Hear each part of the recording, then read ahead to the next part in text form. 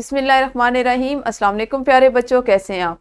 यकीनन ठीक होंगे, तंदुरुस्त होंगे। प्यारे बच्चों, आप जानते हैं हम उर्दू जमात पंजम का रेमेडी पैक कर रहे हैं, जिसमें आपने काफ़ी सारा काम आप कर लिया है। आप इसको हफ्तावार बुनियादों पर मुकम्मल करें और अपने स्कूल में जमा भी करवा रहे होंगे। आपका आज का हासिल ताल्लुम जिस पे आपने काम किया वो था इशारात और तस्वीर की मदद से कहानी लिख सके। आपका पसंदीदा काम जिसमें आपको मुख्तलिफ इशारे दिए जाएं, तस्वीरें दी जाएं, तो आप उस पर कहानी बनाते हैं, उसको समझते हैं और उसको कहानी को लिखना शुरू करते हैं, या लिखते हैं या बयान करते हैं। इस QR कोड में जो वीडियो लेक्चर दिया गया था उसमें आपको सिखाया गया कि इशारात और तस्वीर की मदद से कहानी कैसे लिखी जाती है, किन बातों पर गौर किया जाता है। कहानी आपने लिखनी थी, जो वीडियो में कहानी आपको बताएगी, आपने उन तस्वीर को ही दोबारा देखना था और मुकम्मल कहानी यहाँ पर तहरीर करनी थी।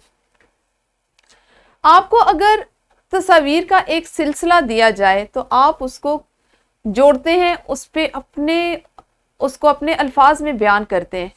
ये वो तख्लीकी काम है जो हर बच्चे का अपना नुक्ता नज़र जाहिर करता है।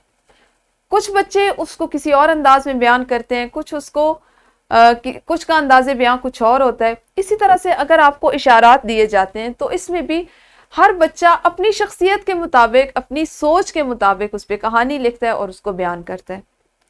ये आपकी शख्सियत का वो तजाद है, ये वो इनफरादियत है जो हर शख्स में मौजूद है, जो अल्लाह ताला ने उसको दे रखी है।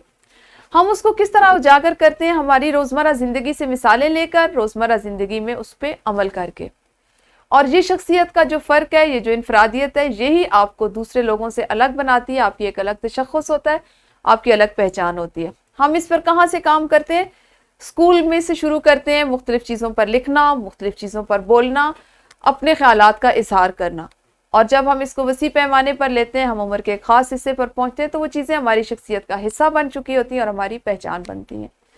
कोशिश करें कि अभी से आप चीज़ों को इस अंदाज में सोचें, इस अंदाज में बयान करें कि वो दूसरे उससे मुतासर हो, दूसरों को वो अच्छी लगे। अगर आप इस तरह से सोचना, खुद में बेहतरी लाना शुरू करेंगे तो आप मुस्तकबिल में एक मजबूत शख्सियत के मालिक बनेंगे।